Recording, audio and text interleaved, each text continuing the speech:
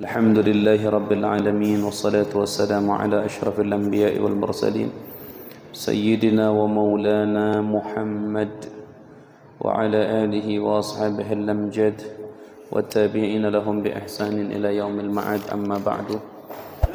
Para jamaah rahimakumullah, pengajian malam ini kita melanjutkan apa yang sudah kita mulai, dan sekarang sampai kepada hadis yang ke-8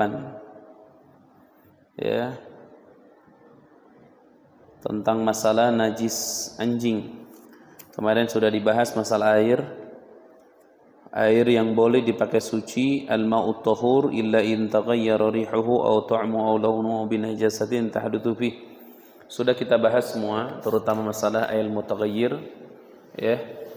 Nah, sekarang kita masuk ke hadis yang ke-8.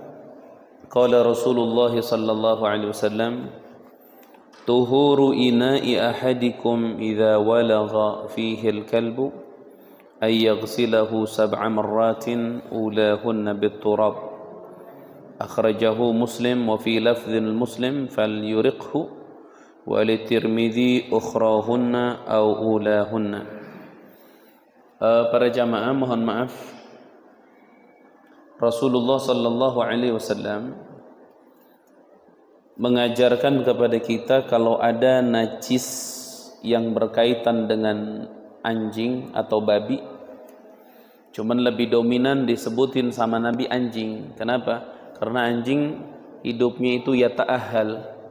Yata'ahal itu duduk di kampung-kampung gitu ya, atau bisa disebut bermasyarakat anjing itu.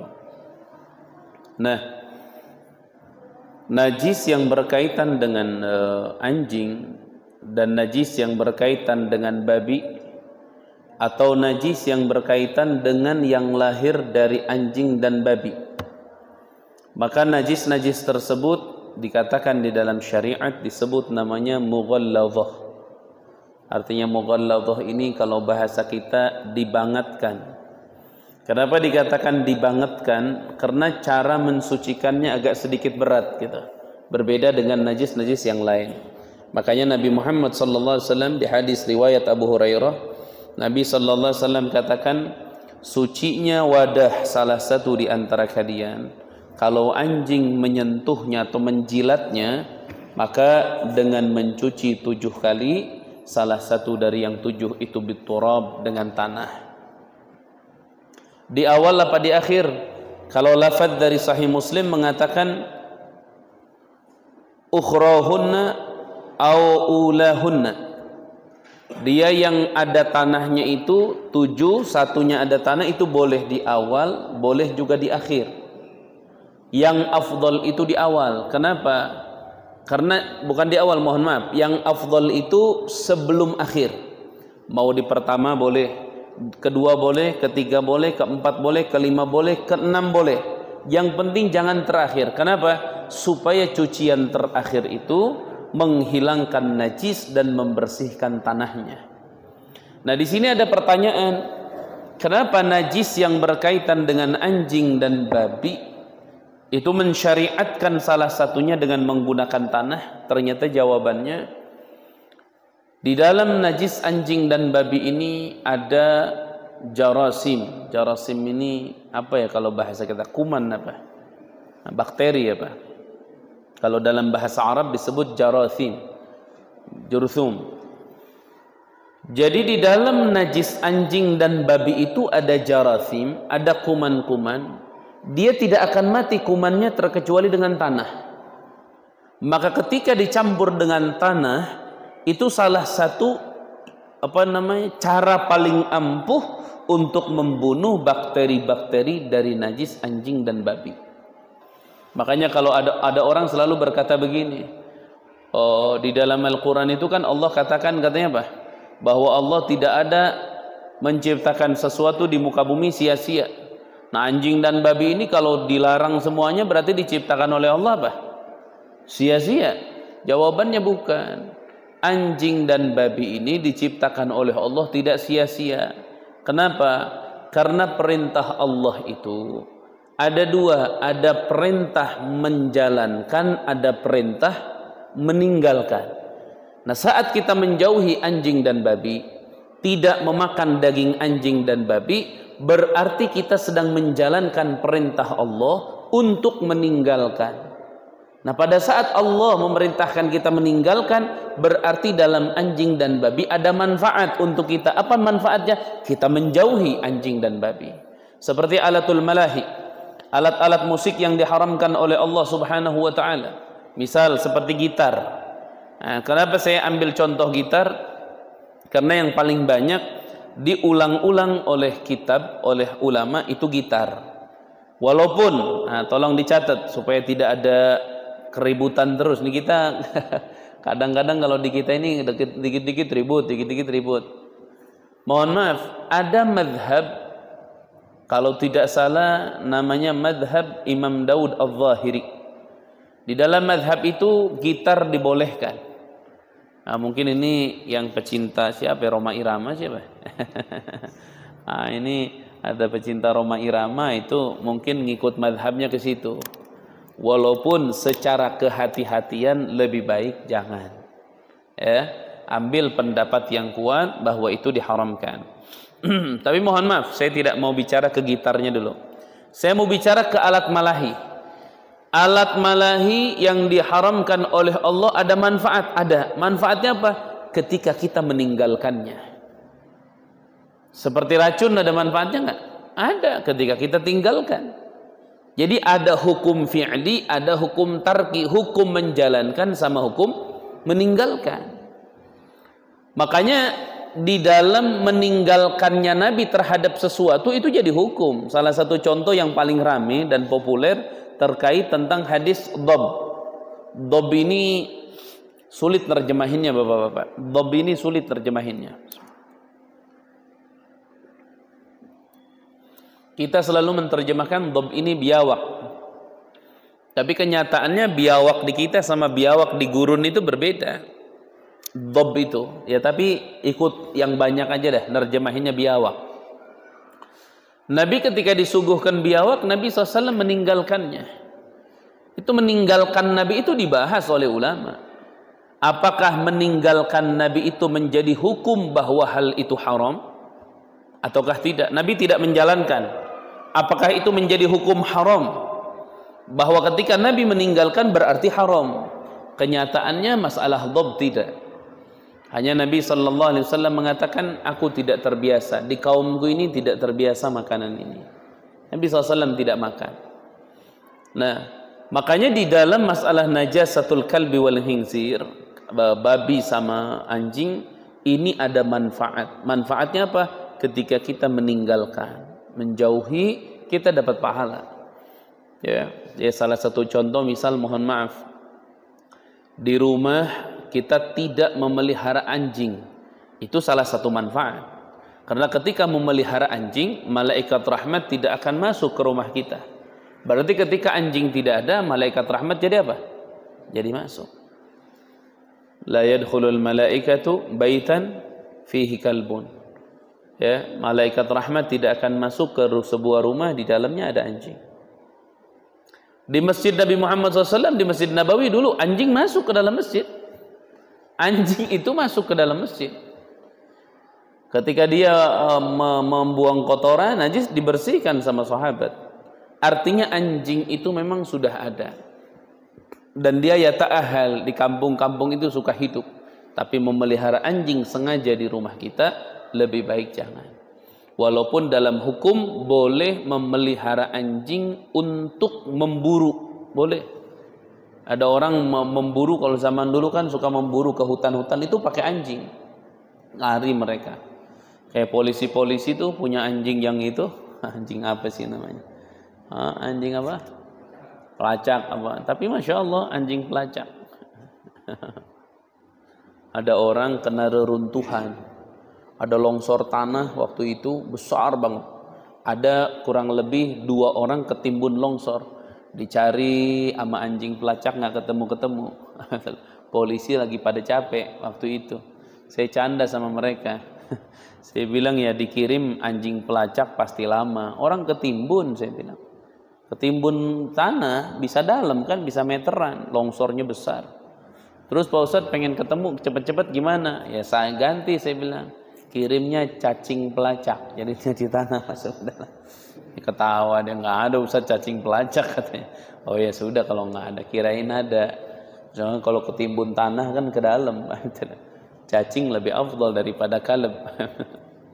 Nah itu masalah cara tathhirnya.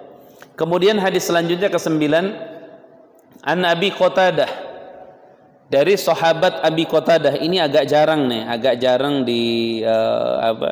diceritakan. Abi Qatadah, Abi Qatadah ini salah seorang sahabat yang terkenal pemain kuda.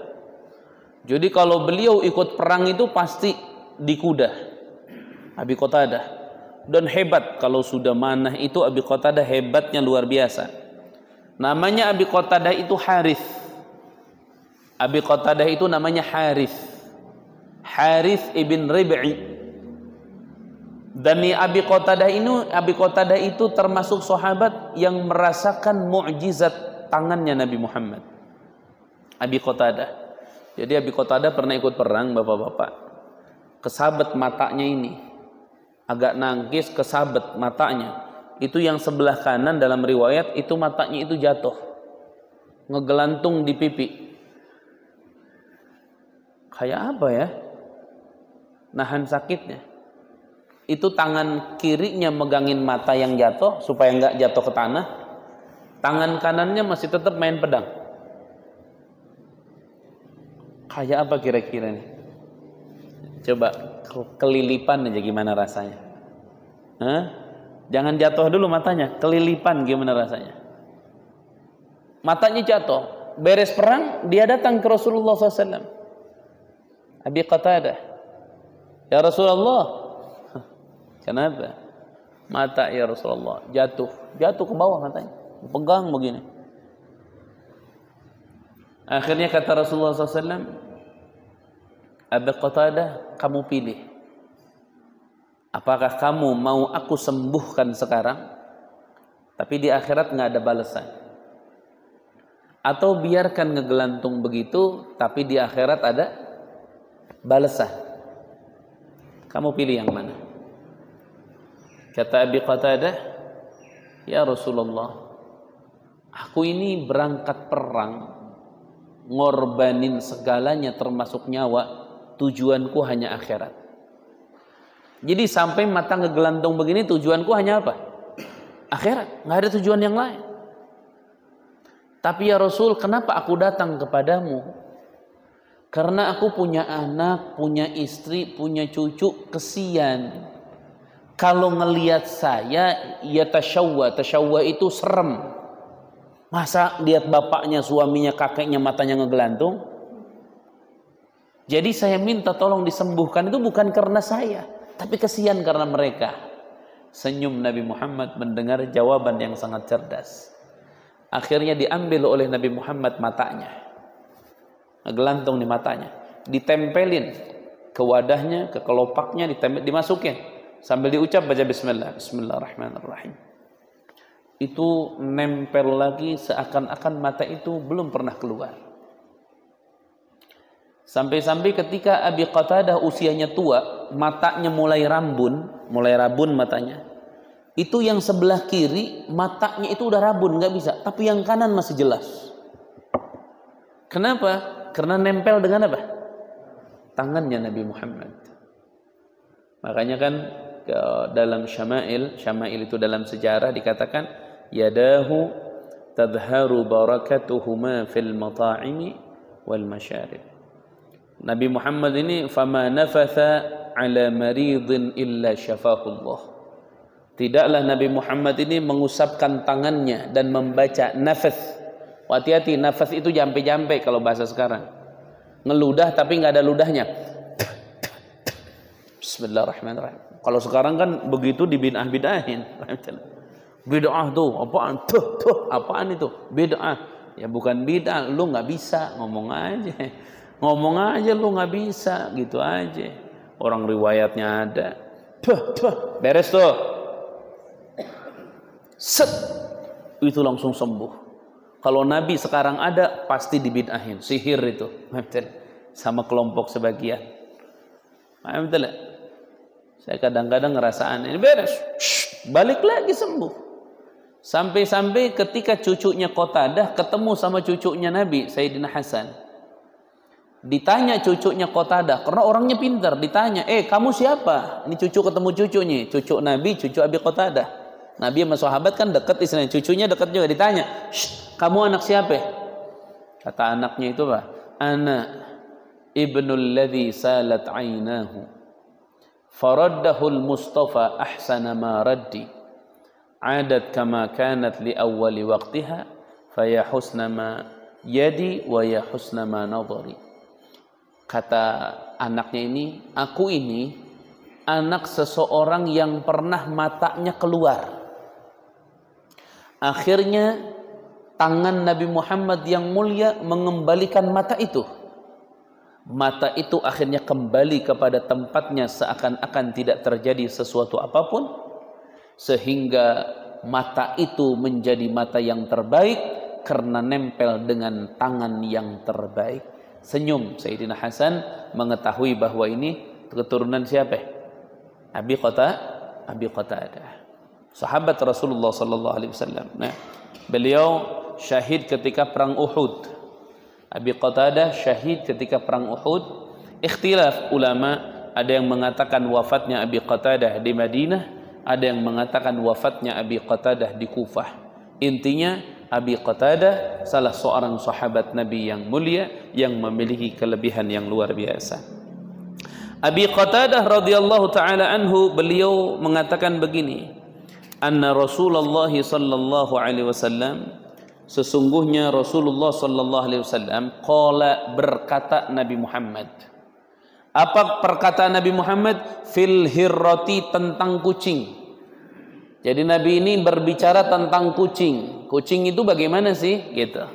Ayatnya kata Nabi, innaha laysat binajas. Sesungguhnya kucing itu tidak seperti anjing, dia tidak najis.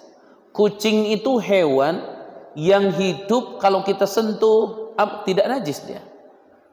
Kecuali kalau kucing itu sudah makan bangkai misalnya, minum di air ember kita setelah dia makan bangkai misal, itu jelas najis. Najisnya bukan karena kucingnya, tapi karena apa? Bangkainya, dia sudah makan bangkai. Nah, kucing itu kata Nabi laisa binajis, kucing itu tidak najis. Enggak najis kucing itu.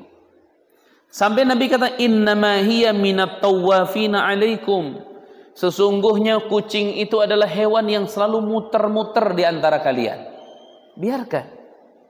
Bahkan di riwayat yang lain Nabi SAW mengatakan kucing itu tidak akan pernah betah di satu rumah kecuali rumah itu ada rahmah, ada kasih sayang. Makanya kalau bapak-bapak pengen tahu rumah yang penduduknya punya kasih sayang, ada kucing nggak di dalamnya? Ada kucing berarti penghuninya punya kasih sayang. Nggak ada kucing, penghuninya nggak punya kasih sayang. Di rumahnya ada kucing nggak? Jangan-jangan nggak ada kucing lagi. Ada kucing disiram pakai air panas. Ada bukti nggak ada kasih sayang. Makanya orang sampai berebut melihara kucing itu. Berebut melihara kucing. Disayang-sayang kucing. Tapi kalau berlebihan hati-hati. Kenapa? Perhatikan bapak-bapak. Perhatikan. Kucing itu tidak najis. Tapi ingat, kucing itu bukan binatang yang halal dimakan. Hati-hati. Kaitan apa saya ke situ? Kaitannya ketika kucing itu bukan binatang yang halal dimakan, hati-hati. Sesuatu yang terpisah dari kucing. Jadi gini nih bapak-bapak, ini perhatikan. Ini kucing sekarang. Kucing itu saya pegang-pegang, elus-elus nggak najis. Mulutnya masih bersih, jilatin saya nggak najis. Tapi kalau anggota tubuhnya terlepas dari dirinya, ini beda lagi hukumnya. Kalau tadi ngebahas kucingnya tidak najis, sekarang ngebahas anggota yang terlepas dari kucing bagaimana hukumnya. Contoh bulunya yang rontok. Kalau bulunya masih nempel nggak najis. Tapi ketika bulunya sudah lepas dari tubuhnya, berarti ini ada apa? Ada sesuatu yang lepas dari kucing, terpisah. Nah, setiap yang terpisah maka dihukumi hukum bangkainya. Bapak-bapak, kalau kucing mati halal apa najis? Kalau mati halal apa najis apa enggak? Najis. Berarti yang terpisah dari tubuhnya ketika dia hidup itu pun najis.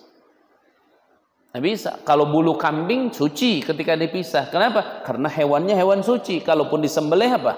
Suci. Tapi kalau kucing disembelih tetap nggak suci. Tetap dia mati dan dihukumi bangkai.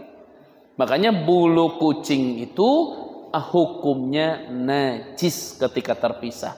Ustadz, tapi saya pernah mendengar katanya bulu kucing yang terpisah nggak najis. Betul, betul. Memang ada pendapatnya. Dalam masalah fikih itu semua ada pendapat. Mohon maaf, Anda jangan bicara bulu kucing. Air kencing kucing aja ada pendapatnya nggak najis. Tapi kami kenapa selalu menyampaikan najis? Karena itu pendapat yang paling kuat menurut ulama, dan yang harus kita sampaikan adalah pendapat yang kuat. Nah, kalau ternyata ada orang mengatakan, saya nggak mau bulu kucing pokoknya nggak najis pokoknya, terserah. Terserah. Namun kami ingin mengambil yang lebih hati-hati bahwa bulu kucing ketika terpisah, tolong dicatat, bulu kucing ketika terpisah itu hukumnya najis. Artinya kalau nempel di baju hati-hati. Ini kayak tempat mimbar nih. Untungnya di sini kayu. Kalau ada bulu-bulu, kalau artinya ada kasur begituannya, bantal begitu mesti hati-hati. Karena kalau masuk kucing tiduran di situ, dia rontok bulunya di situ, saya duduk misal, bangun di gamis saya nempel bulu kucing misalnya, nggak sah khutbah Jum'ahnya. Kenapa? Karena kondisi saya sedang khutbah Jum'ah, pakaian saya menempel najis. Artinya ada najis yang nempel di pakaian saya. Maka berarti khutbahnya tidak sah. Karena khutbah Jumat itu seperti sholat hukumnya. Mesti punya wudu. Nggak boleh khutbah Jumat nggak punya wudu. Mesti nutup aurat, mesti bersih dari najis khutbah Jumat. Makanya Nabi Muhammad sallallahu alaihi wasallam, paham tak? Dengan kucing itu ibaratnya apa ya? Seneng gitu. Karena menjadi tanda adanya kasih sayang. Makanya bapak-bapak coba ini tolong contoh begini saja. Beli kepala ayam misal ke pasar, direbus doang kepala ayam, taruh di kulkas, ada kucing lewat kasih satu. Itu kelamaan kucing nongkrong di depan rumah. Nah sekarang udah jelas, berarti yang punya begitu punya kasih sayang nggak di hatinya? Punya kasih sayang. Ada yang ngomong lagi, Ustaz, daripada dikasih kucing kepala ayam mending buat saya dimakan. Boleh buat ente makan, tapi tulangnya nanti kasih ke siapa? Ke kucing lagi kasih. Jangan sampai tulangnya pun diembat.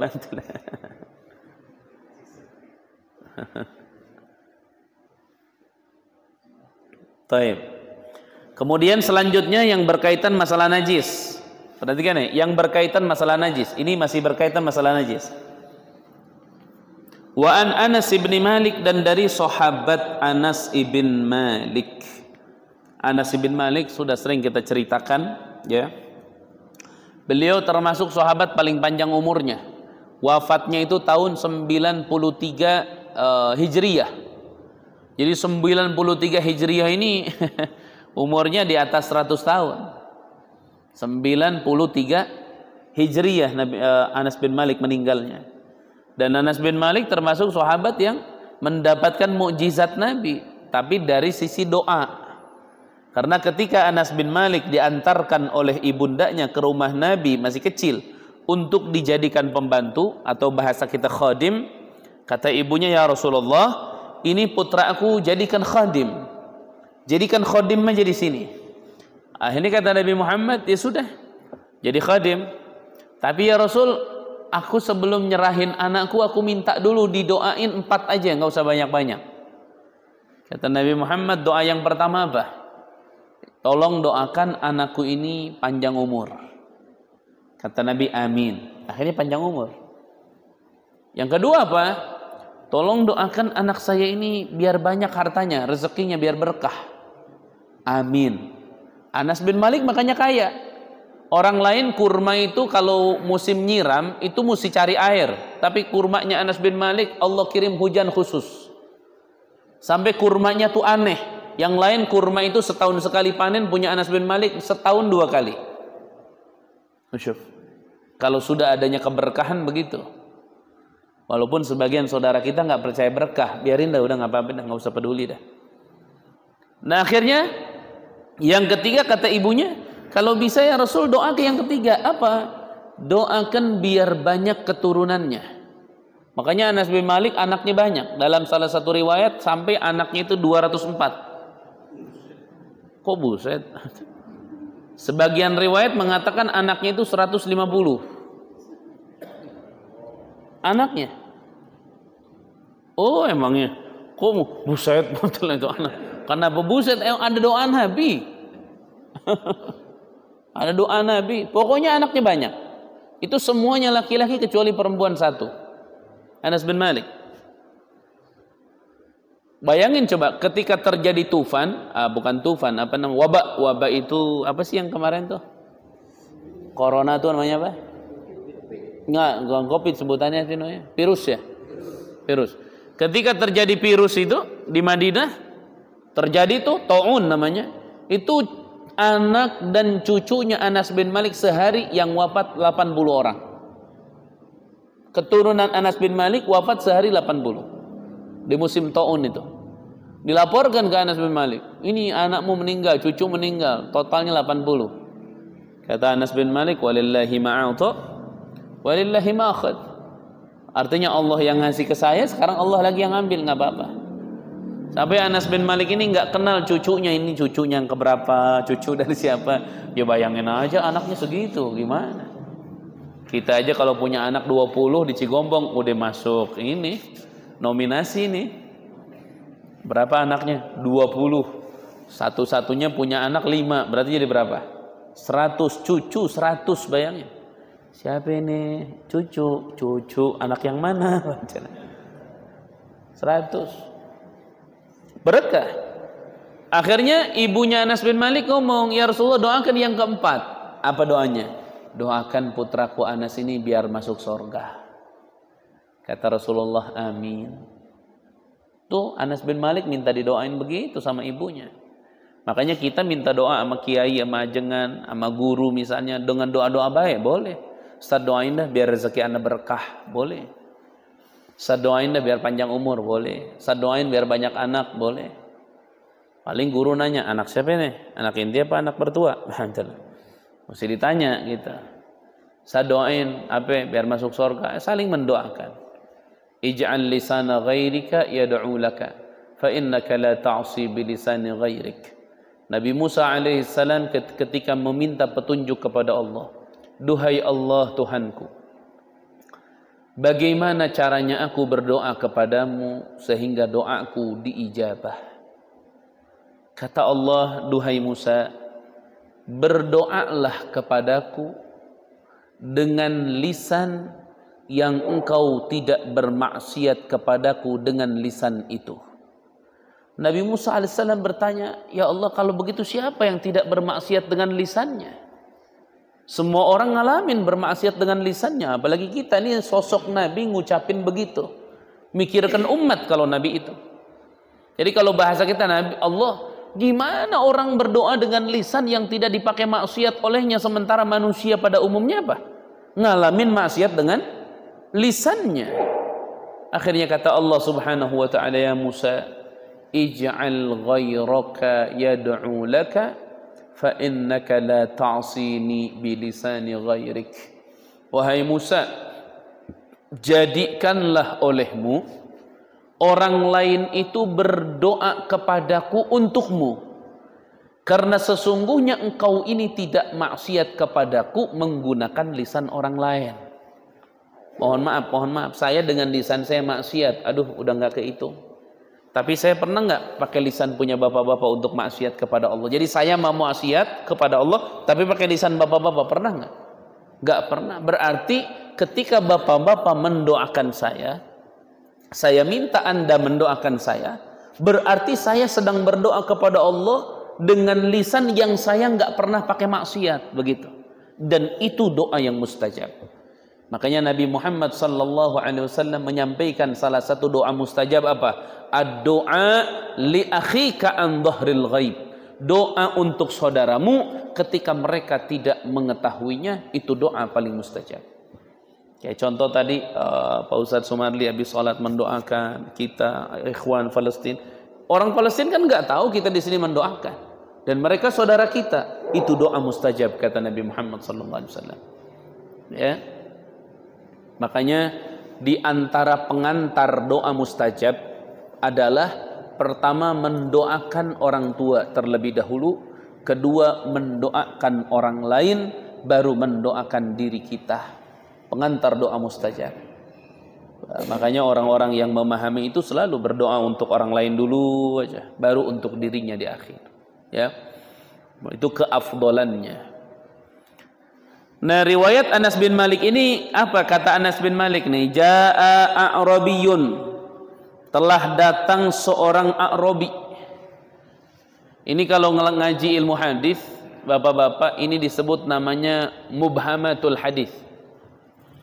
Mubhamatul hadis itu adalah kalimat-kalimat yang tidak jelas. Di dalam istilah ilmu hadis disebut mubhamat. A'rabi itu siapa gitu. Seperti dalam hadis misalnya kalau bapak-bapak baca terjemahan, telah datang manusia-manusia kepada Rasulullah dan mereka bertanya kepada Nabi, nah manusia ini siapa gitu. Ini disebut mubhamat. Jaa unasun ila Rasulillah sallallahu alaihi wasallam. Unas, siapa unas? Atau seperti misalnya jaa rajulun ilan Nabi sallallahu alaihi wasallam. Telah datang seorang laki-laki kepada Nabi Muhammad. Siapa laki-laki? Itu mubhamat. Nah, mubhamat di dalam ilmu hadis itu semuanya terbongkar, kecuali satu hadis tidak terbongkar siapanya. Secontoh ini, jaa a'rabiyun, datang A'rabi. Siapa A'rabi? Oh, ternyata A'rabi di sini yang dimaksud adalah Dzul Huwaisirah. Siapa namanya? Dzul Huwaisirah. Ini orang Bahlul nih, munafik gote ini. Satu-satunya orang yang berani mengatakan apa? Ketika turun firman Allah, istri-istri Nabi haram menikah dengan siapapun kalau nabinya sudah wafat. Kata dia enggak, saya mau nikahi Aisyah katanya. Orang ngeyel, keturunannya ada sekarang banyak. Mau saya tunjukin? Oh, yang ngeyel-ngeyel aja dalam agama keturunan dia. Dzul Huwaisirah namanya. Ya. Ada satu nggak kebongkar mubhamat itu. Siapa? Hadis apa? Hadis tentang laki-laki yang hijrah ke Madinah karena perempuan. Itu nggak ketahuan siapa. Kenapa nggak ketahuan? Karena laki-laki yang hijrah ini setelah ketahuan sama Nabi bahwa dia hijrahnya karena perempuan, ini kan babnya bukan bab semua orang tahu. Cuma Nabi yang tahu, dan itu dalam ilmu tasawuf disebut namanya mukasyafah. Artinya Nabi itu bisa mengetahui hatinya sahabat itu ada apa. Sampai Nabi dalam hadis sahih mengatakan orang hijrah ke Madinah itu ada yang karena Allah dan Rasulnya. Ada orang hijrah ke Madinah itu karena perdagangan. Aduh, langganan saya pindah semua ke Madinah. Kalau saya nggak pindah, habis langganan. Pindah ke Madinah karena dagang, karena harta, karena dunia. Ada orang yang hijrah ke Madinah itu apa? Aduh, cewek gebetan saya pindah ke Madinah. Kalau saya di Mekah nggak bisa dapetin dia. Hijrah. Nah, itu Nabi sampai tahu semua. Yang Allah dan Rasul tujuannya tahu, yang tujuannya dagang tahu, yang tujuannya perempuan tahu. Ketahuan sama Nabi. Akhirnya dia datang ke Rasulullah SAW dan minta, ya Rasulullah, tolong Rasul, tolong sembunyikan nama saya, jangan sampai ketahuan, saya malu. Hijrah saya dari Mekah karena apa? Karena perempuan. Didoakan oleh Nabi, ditutup akhirnya, sehingga mubhamat dalam hadis itu yang tidak terbongkar. Nggak ketahuan siapa laki-laki itu. Udah aja sampai sekarang rojulun aja sudah laki-laki. Nah, kalau ini jaa A'rabiyun, telah datang A'rabi. A'rabi ini datang ngapain? Namanya Dzul Huwaisirah, ya. A'rabi ini ngapain? Fabala fi ta'ifatil masjid. Ini A'rabi bala, kencing. Ta'ifatil masjid. Ta'ifah ini kalau kita selalu terjemahkan ta'ifah ini kelompok. Tapi yang dimaksud ta'ifah di dalam hadis ini adalah nahiyah. Nahiyah itu juz'un yasirun minal masjid, bagian kecil dari masjid. Jadi ada sebagian kecil dari masjid, si Dzul Huwaisirah ini ngencingin. Setelah dia kencing apa? Fazajarahun nas. Manusia akhirnya melarang, "Hei," begitu kurang lebihnya. Fanahahu Rasulullah sallallahu alaihi wasallam. Kata, "Jangan. Jangan." Sahabat mau langsung apa? Woi, apa sih kalau bahasa Sunda mah ngagebahkeun. Bahasa Indonesia apa? Mengingatkan. Menegur. Negur ya? Hei, tongki dirinya tah gitu. Alhamdulillah. Jadi manusia ini mau apa? Sahabat-sahabat mau, mau begitu. Katanya, jangan. Syuf, lihat. Ini kalimat Nabi jangan kalau dibedah hukumnya banyak. Dan di antara yang paling terkenal di bedah hukumnya apa? Orang kalau ngotorin masjid di situ, biarin di situ. Karena kalau digebah, ditegur, hei, nanti dia bisa lari dengan kencingnya akhirnya kemana-mana. Biarin aja di satu titik terhabis di situ, biarin. Makanya kata Nabi, jangan, biarin. Fanahahum Rasulullah, falamma qadabau lahu, setelah akhirnya dia kencing dan lari, fa'amaran Nabi SAW, Nabi memerintahkan bidhanubin dengan wadah min ma'in dari air, fa'uhriqu alaih, akhirnya Nabi memerintahkan sahabat mengambil air untuk menyiram air kencing tersebut, akhirnya suci. Maksudnya apa? Nabi sedang mengajarkan bagaimana menghilangkan najis di mana? Di masjid. Ini kayak contoh, ini masjid nih, kalau ada najis di tengah-tengah, anak kecil pipis nggak sengaja, nah ini ngebersihannya gimana? Nah ini mesti disiram. Tapi kalau di sini disiram begini, repot, bisa najis semua nanti semasjid. Nah itu ada caranya. Itulah mesti dipelajari oleh kita. Wallahu a'lam bishawab. Karena waktu yang tidak cukup, insya Allah lain kesempatan kita bahas lagi. Dan nanti ke hadis ke-11 kita akan membahas tentang hewan-hewan laut najis apa tidak, darah yang dihalalkan berapa, dan juga tentang masalah lalat-lalat yang singgah di makanan, hukumnya seperti apa. Insya Allah di lain kesempatan akan kita bahas. Cuma sebelum saya tutup, para jamaah, saya ini punya kitab sangat bagus. Kitab ini sangat bagus. Judulnya kitab ini adalah apa itu? Asy-Syifa ala apa itu? Jadi kalau dijudulkan itu apa? Kalau dijudulkan itu judulnya adalah sembuh dengan cara Nabi gitu. Jadi kitabnya itu sembuh dengan cara Nabi. Nah, ini satu saja tambahan dan insya Allah gampang dihafal. Nabi Sallallahu Alaihi Wasallam menganjurkan kepada kita, kalau kita memakan sesuatu dan menjadi obat makanan itu yang kita inginkan, maka jangan terlepas dari 4 perkara, kata Nabi Muhammad. Makanan itu jangan terlepas dari 4 perkara. Pertama, halalan. Harus harta halal. Harta haram itu pasti jadi penyakit. Tidak jadi penyakit di dunia, pasti jadi penyakit di akhirat. Makanya Nabi katakan, al-lahmu nabata minal haram fannaru aula bih. Daging yang tumbuh dari barang haram, maka api neraka yang paling berhak. Jadi Nabi SAW ajarkan makanan yang sehat pertama halal. Ini udah dijamin sama Nabi Muhammad, satu halal. Ini yang ada jaminan dari Nabi nih, garansinya nih, halal. Yang kedua, kathratul aidi. Kathratul aidi itu makannya berjamaah. Kalau makannya ngumpet-ngumpet jadi penyakit itu. Berjamaah makannya, mesti bareng-bareng. Kathratul aidi, banyak tangan. Ambil. Yang afdol di nampan itu. Makan bareng sama keluarga. Ya, makan sama sahabat. Kayak di masjid kita nih di Baitus Salam. Kalau makan kan berjamaah terus. Walaupun sekarang jadi piring-piringan sekarang mah. Tetap berjamaah tapi masing-masing. Makanannya masing-masing.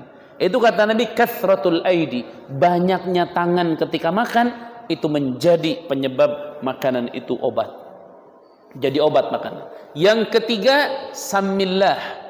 Sebelum makannya baca bismillah. Yang keempat, fahmadillah. Beres makannya baca alhamdulillah. Orang kalau makan 4 ini ada, pasti makanannya jadi obat. Pasti. Halal, berjamaah, banyak tangan, bismillah, alhamdulillah. Apalagi makannya kepala kakap. Itu. Proteinnya kan besar itu mah ya. Ya. Proteinnya besar itu. Protein besar.